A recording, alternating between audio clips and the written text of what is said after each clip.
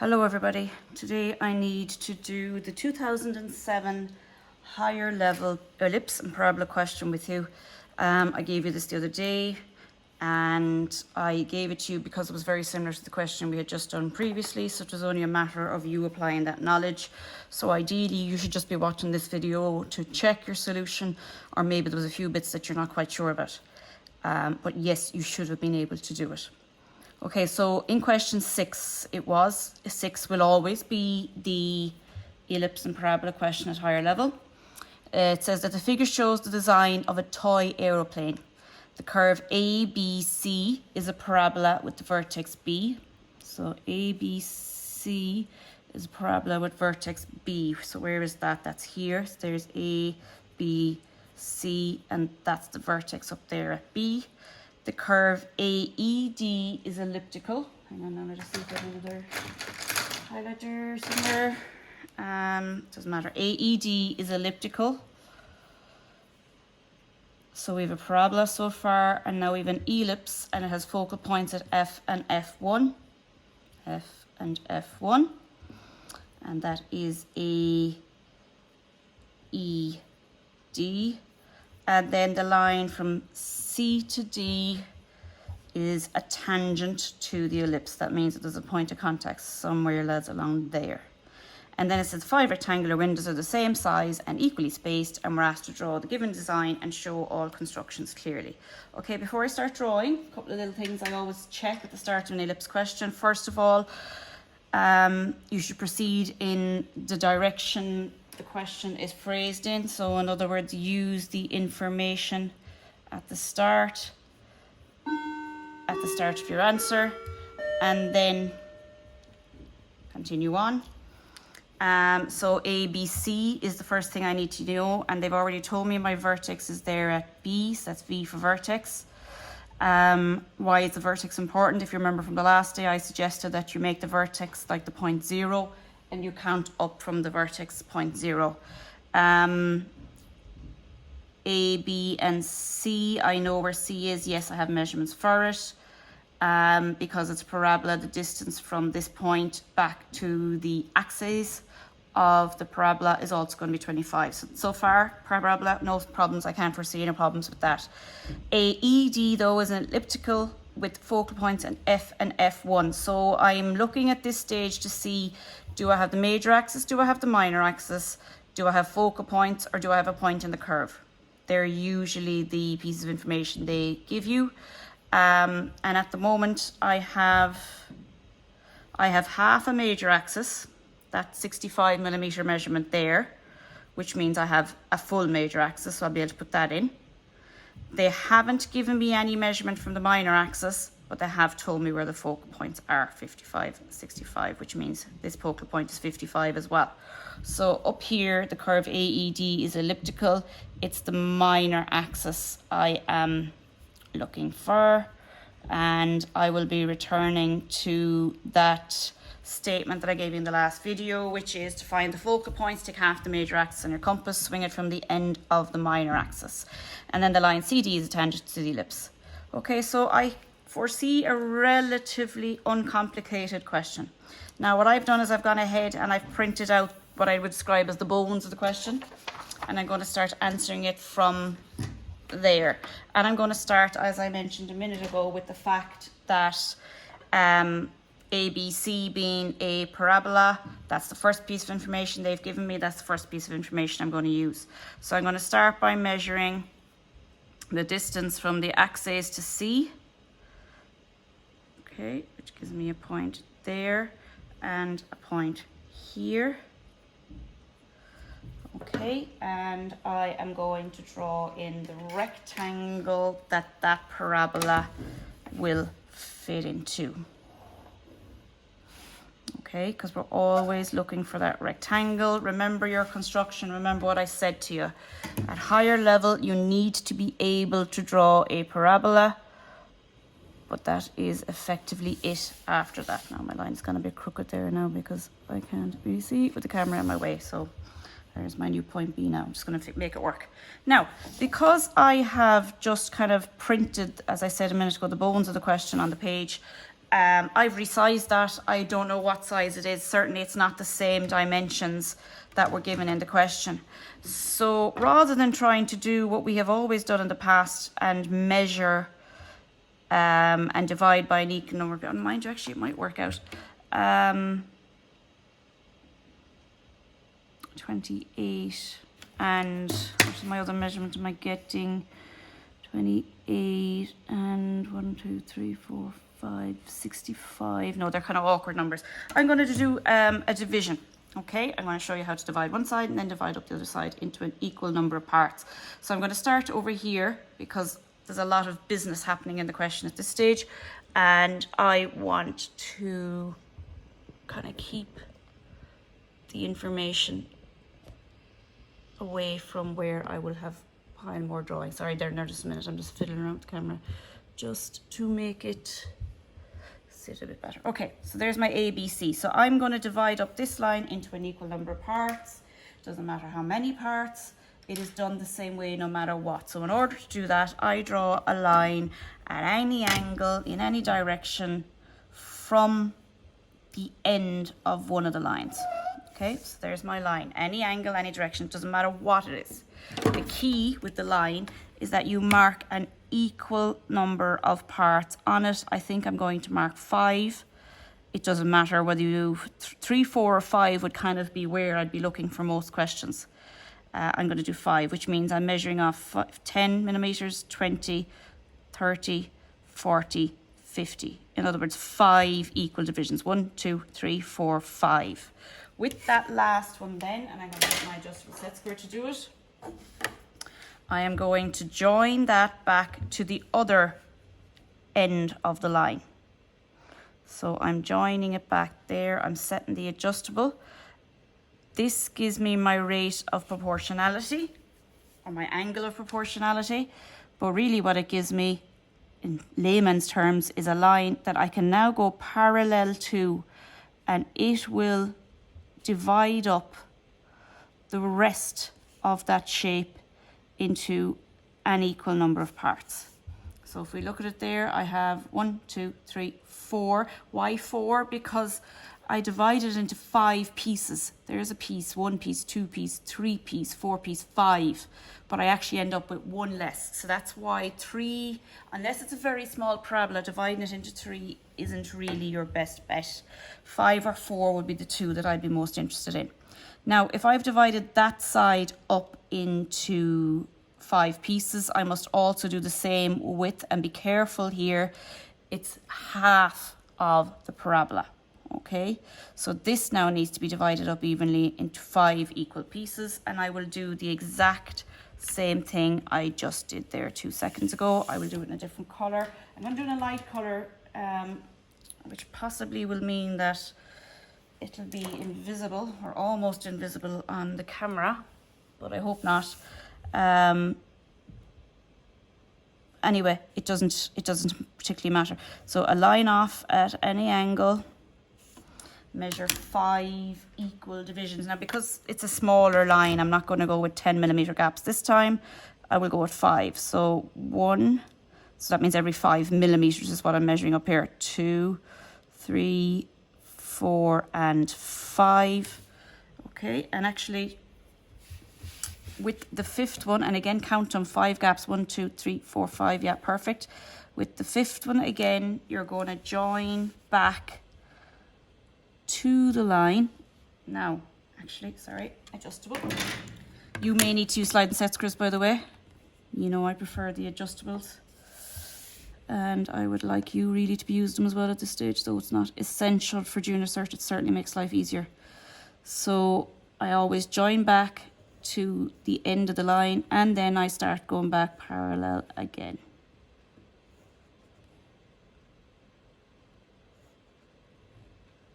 Okay, and there's my 5 divisions. All right, now I'm just going to focus or draw to start with 1/2 of the parabola, and I'm going to just highlight those points now so that you can see them clearly. I did say it was quite invisible. So there's 1 point, 2 point, 3 point, and 4. And across here, 1, 2, 3, and 4. Now remember what I said the last day? I said knowing where the vertex is very important, and in this case they're calling vertex B. And I always say, well, count the vertex as being 0, and then count out your numbers away from the 0, marking each dot as you go. So that first point there is going to be number 1. I'm going to mark it up here, even though I would like it down there. 2, 3, and 4. Okay, so this is point 1, 2, 3, and 4. And again, if the vertex is 0, and I know you're saying, oh, but that's away from vertex, it doesn't matter. 1, 2, 3, and 4 again. Okay, and what is it we're doing at this stage? Well, you always draw lines parallel to the axes. So V is the vertex, the axis is the line coming out of it. So I draw lines parallel to the axis through each of those dots. And then I draw lines from the vertex. So remember what I said we were kind of creating the last day. Your construction ends up creating almost like an arrowhead. I think you can visualize it there, and it's always pointing to the vertex, which is also where the parabola will be at its narrowest. Okay, 3 and 4. Okay.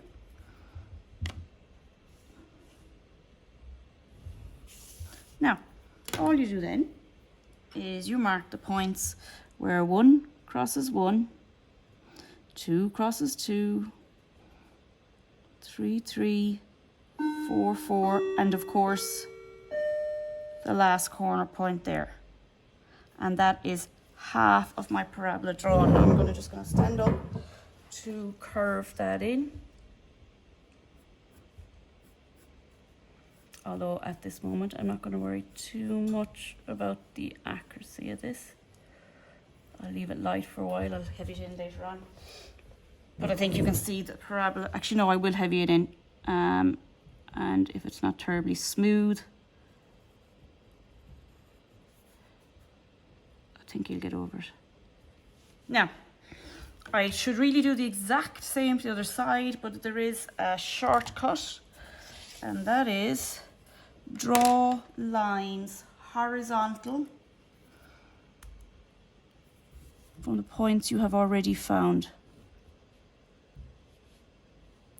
1, 2, because it's a symmetrical shape. So if it's symmetrical, well, we are going to reflect each point through the line and out the other side. Oh wait, what does that sound like? It's an axial symmetry. There's my axis. That's why I use the word axis when I was talking about the parabola, because it's the same as an axial symmetry. Things do overlap. What you could do at that stage, then you have a few options. One would be to literally put your compass at each point, open it to the other side and swing it over. That's one way of doing it. Or you could also just divide up this line as well and make it a little bit easier on yourself. Either way, it's kind of much of a muchness. My compass, I don't think is going to be accurate enough for that teeny tiny one. It just is. So I'm going to go 1. Now another way of doing it would be not to reset it for each piece, but say to yourself, well look, there's 2 gaps there, so that's 2 gaps out, so that's 1, 2, 1, 2, and 3, just there at the end of the line, and then the last one is 4. So 1, 2, 3, and 4. So you see what I did there? I took each one. Now the only thing about doing that, particularly when the size is quite small, is that it's not going to be terribly accurate. Now I know I go on about accuracy a lot, but it's my little thing. I like things to be right. Okay, so I'm just going to leave that light for the moment. Now, so in terms of marks and a marking scheme, and we need to start talking about these things now. In terms of marks and a marking scheme, we now have part, well, it's not part A. I'm going to call it part A, as if there was parts to this question. We have part A done. And if I had the marking scheme open at this stage, I would be actually, do you know what? I'll pause this for 1 second. I'm going to go get the marking scheme. Okay, I just got the marking scheme there, and I will probably superimpose a picture of it in the video. But even if I don't, just so you know, now remember we're marking out of 70 marks. So setup is 4 marks, okay? So in other words, the bit that I had pre-printed was only worth 4 marks anyway.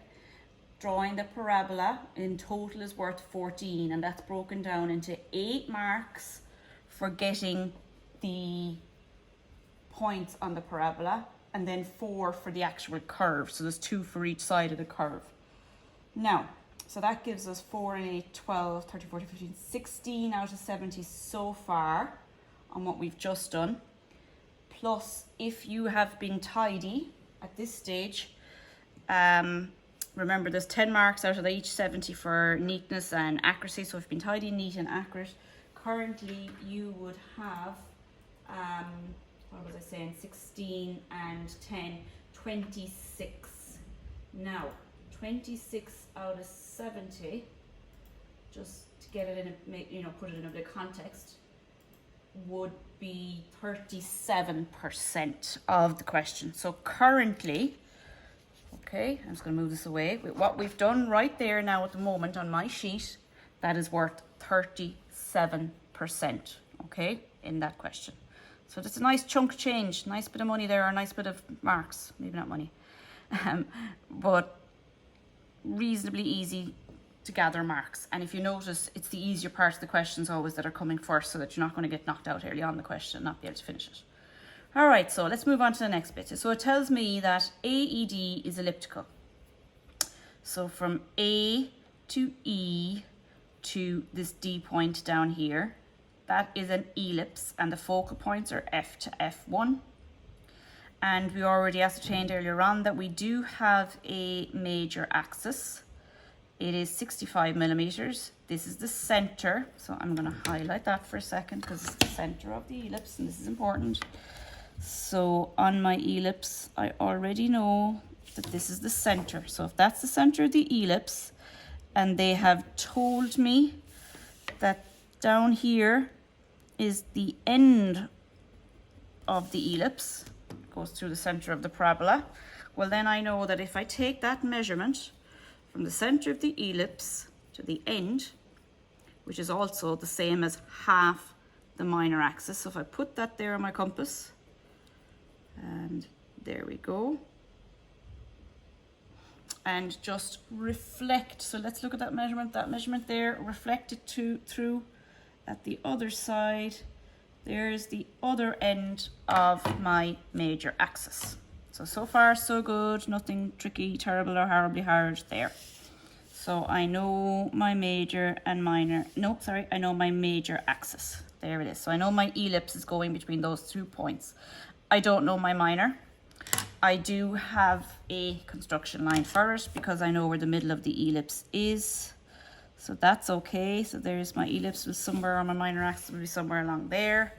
But the only other piece of information I know are where the focal points, and they are F and F1. And I'm just going to mark them in a bit clearer as well because they're dots, particularly when I printed it off the question, they are dots. I just want to be accurate. That's, oopsie daisies, that's the point. And that's the point. Okay. Now, when in first year you learned about ellipses and focal points, I told you in order to find the focal points, now this should be tip of your tongue, it should be in your head somewhere. I've told you before, when you're in the exam, you should nearly hear my voice saying these things. But anyway, in order to find the focal points, take half of the major axis on your compass and swing it from the end of the minor axis. Let's say it again. In order to find focal points, take half the major axis on your compass and swing it from the end of the minor. Let's try and do that. So if I take half the major axis on my compass and I go to swing it from the end of the minor, I have nowhere to swing it from. So that's the bit I'm missing. But if I had the minor axis, I know that my compass would go through the focal points. So they haven't given me the minor, but they've given me the focal points. They've given me the next best thing. So what I do instead is I literally reverse that statement. Take half the major axis on your compass swing it from the end of the minor. Well, what's to reverse it? Take half the major axis in your compass, swing it from the focal points to find the minor axis. So when I swing that from F, and I'll just prove it at both sides, look, there it is, I'm getting the same minor axis. And if you're not sure of this in the exam, I'll show you a little trick. Remember, the question they give you in the exam is already pre-drawn correctly. So you can always check the theory by, remember it's just different scales. If I take half the major axis there, look, there's half the major axis taken on the question they've given to us, and swing it from the end of the minor axis or swing it from the focal points, it ends up at the same point. Look, there's the proof, right? And not only that, if I put it there again, I end up back there and I end up back there again. There's the proof. Remember, this is already pre-drawn for you. Use it, okay? Of course, you have to have full constructions in an exam to get marks. And what do they mean here by full construction? The examiner, when they're correcting you, is looking for that curve, looking for that little arc. Okay, so now I know the major axis. And I know the minor axis. There they are. Okay? And if I know the major and minor, I can go ahead and draw my ellipse, no bother. But what I'm going to do today, in order to make this fairly quick, actually no, I was going to use the Trammell method, but I'm going to revise concentric circles again. Okay, so concentric circles method, what do I do? Step 1, put the compass at the center of the ellipse, open it out to the end of the major axis. Draw a circle. Keep that circle light. Please keep that circle light. When you make that circle heavy, you make it harder on yourself to visualize the curve and the points that it is to go through and so on. Let me just move this camera a little bit.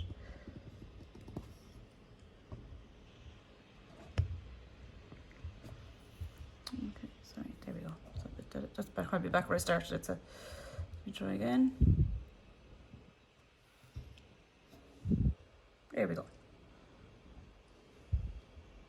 Okay, so half the major axis swung. Do the same for the minor. So I'm going to put in the minor circle now, and the minor circle is where you take half of the minor axis on your compass, and again, swing a circle. Keep it light. Okay, keep it light. Remember too, for those of you that are doing ordinary level, this is still relevant. How do you draw an ellipse? This is how you draw an ellipse. So there's my minor circle. What do I do next? I divide up that circle into 30 and 60 degree lines in order to, now you could use any angle technically, but you want it to be even, accurate and enough. So I draw in, now I'm going to keep these fairly light because I find, particularly when you use concentric circles method, it can make your question look very cluttered. And that makes it harder for you to figure out what you're doing, but it should be okay. So there's my 30, 60 degree lines. Go in vertical there.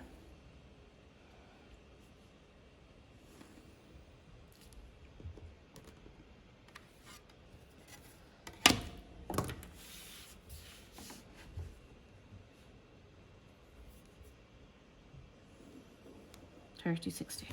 Now, another thing I asked you to learn off, and there's very little I've asked you to learn over the years, but this is one I find helps no matter what. Now, some of you can do this without ever needing to learn it off, and that's okay too.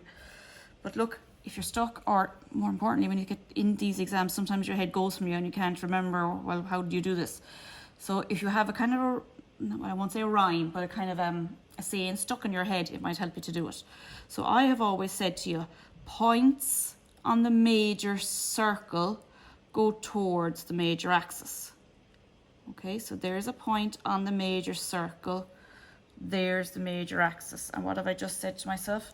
Points on the major circle go towards the major axis. And that literally means I am now drawing vertical lines everywhere. Ah, sugar, my pencil's breaking. I need new leads. Anyway, I'm drawing vertical lines everywhere that major circle is cut by those 30, 60 degree lines. So points on the major circle go towards the major axis. What do I mean by towards? I mean literally, look, it is pointing. When you go down, when you draw it, you end up pointing at the major axis. And the other phrase that I used is I said that points on the minor circle go away from the minor axis. Now, usually once you've one gone in, the other one is fairly easy anyway to follow through, but just keep it in mind.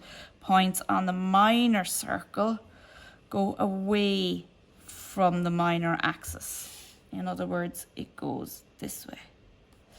Points on the minor circle go away from the minor axis. Here's another one. Points on the minor circle go away from the minor axis. And that gives me all the points. Oopsie daisies, the light just started going off here in the classroom. That gives me all the points I will ever need on this ellipse. Okay, let me just turn on the lights. Okay, lights back on. And I will sketch in again as accurately and as tidy as I can. Get off the chair. I'm going to do it standing up. If I was in an exam, I would turn my board.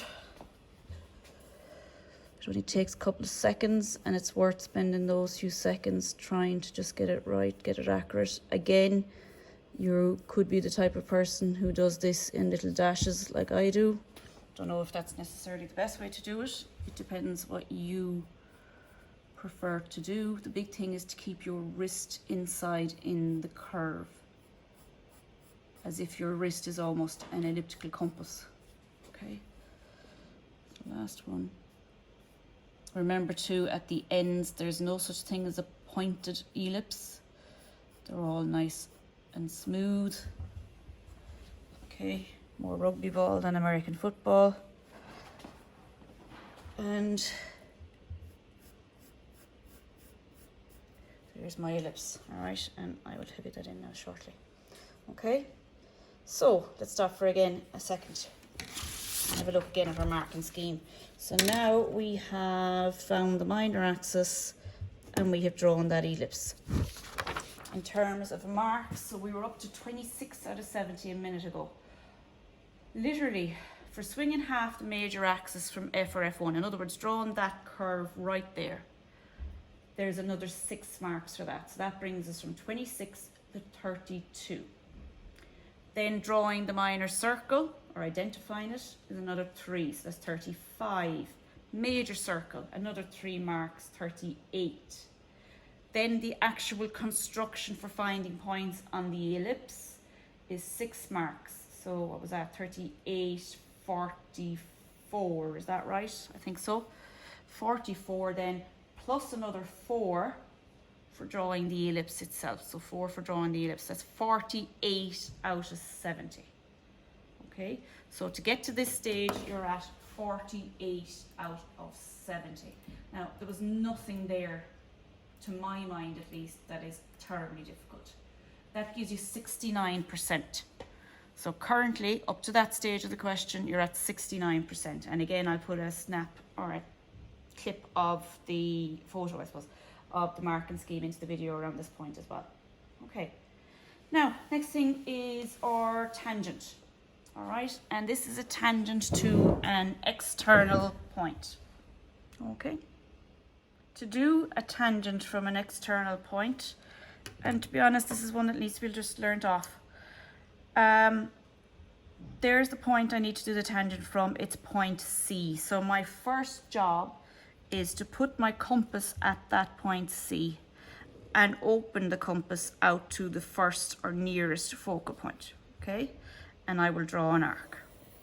Okay, that's the first job every time. So when drawing a tangent from a point outside, put the compass at the point outside, open it to the nearest, F1 in this case, focal point. Step number 2, then take your major axis. So set your compass to your major axis, and it's always the major axis. Okay, so my major axis.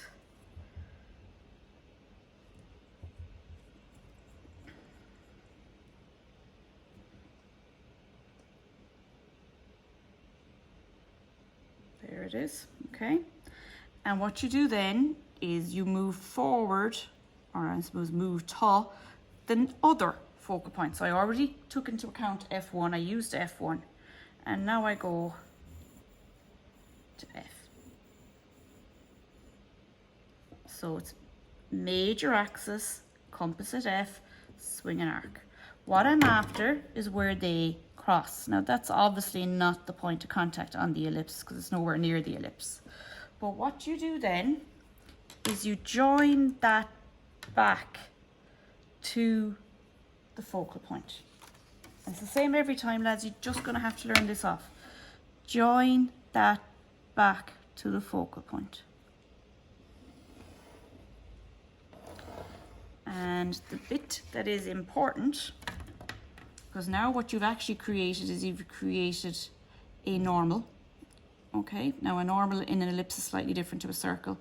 But anyway, you've created a point. Actually, sorry, it's not a normal. It wouldn't technically be normal. But anyway, I have found the point of contact for the tangent to the ellipse from point C. And now I can come along and literally join what is now point D to C. And that is it. Okay. And now what do I do in order to finish? I go back in, heavying in everything. Okay.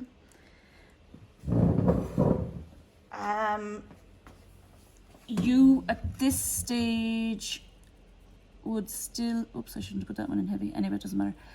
At this stage, you would still have to go back and, or maybe you haven't done already, but the windows need to go in. So really though, for the windows, it's quite simple. You've been given measurements for them.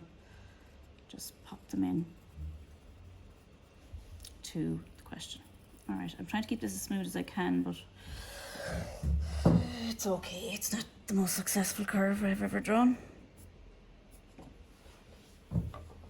Okay, and there we go. There is our toy aeroplane. I just want to fix this little specky in here, because that would annoy me. Remember, H, pencil for heavy, and in, 2H for drawing. I'm using a heavier one here, mind you, because I want you to make sure you can see what's going on. So at this stage anyway, you go back and you put in the windows. They just gave us measurements for the windows. Now, marking scheme. So whatever, forget the windows for a minute.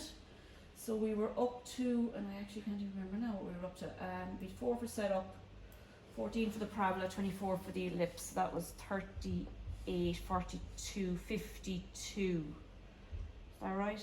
We're up to 52, I think it is.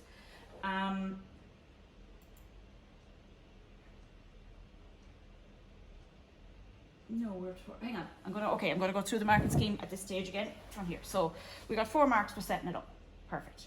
We got 14 marks for drawing the parabola. Perfect. That was 18. Then we got 24 marks for drawing all of that ellipse, setting it up and drawing it in circles and so on. So 24 plus 18 gives me 34, 42.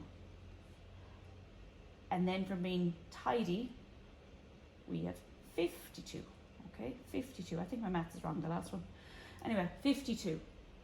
Now, for drawing the tangent, there's only 10, not only, there's 10 marks. 10 marks is valuable.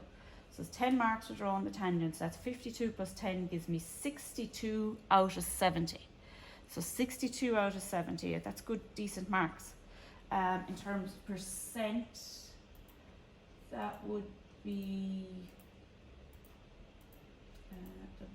89%, okay? So you have 89% up to this stage, and then there's just 8 marks. 8, that's a huge amount of marks, by the way, for something so simple, but 8 marks for drawing in the windows, and there's your 70 out of 70. Okay, so all in all, not a bad question, fairly marked. Look, fix your own one. Maybe some of you will need to start it again. Get it done, because at some stage when we do get back to school, we will be, or I will be, giving you some class of a test on all of this. And by all of this, I mean everything so far that we have done. All right, so there's our question. Thank you, lads, for listening.